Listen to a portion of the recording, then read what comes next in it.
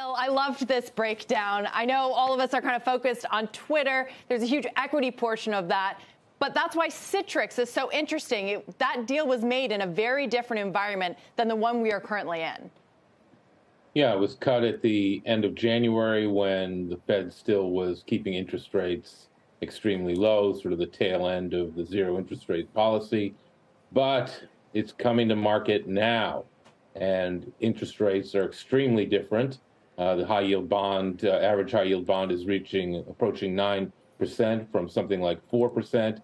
So all the pricing, everything that the banks committed to back in January is going to be tested now. And it's not only a test of how much the banks potentially could lose, it's also a test of how receptive the financial markets are to the deals that are stacked up behind it.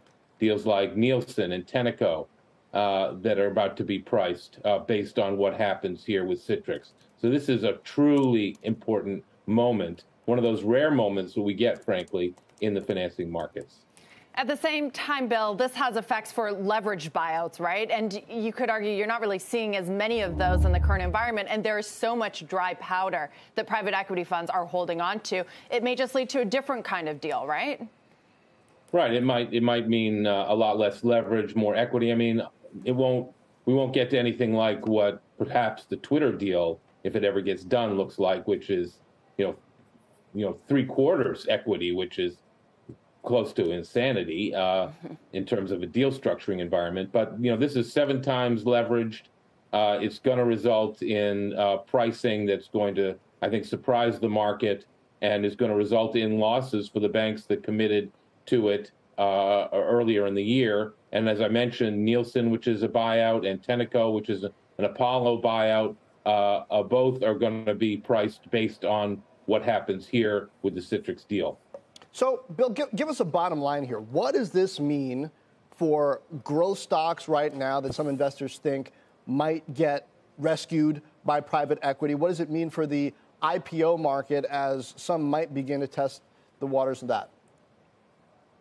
I think the buyout market is going to be very, very shaky now until interest rates settle out. And by very, very shaky, I mean very, very few buyouts. It's certainly nothing like the multiples that had been paid in years past, something like 11, 12 times EBITDA with, this huge amount of debt, 7, 8 times EBITDA in debt.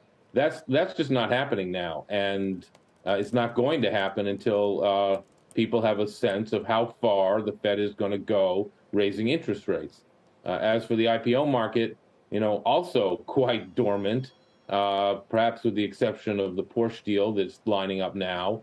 But most IPOs are, this is not a great time for IPOs. Investors are not interested in that kind of risk right now. This is a recalibration of risk across the board. It's healthy, by the way, very healthy, but it's very unsettling, too, for investors and for issuers because expectations still have not recalibrated back to what should be a proper risk management environment.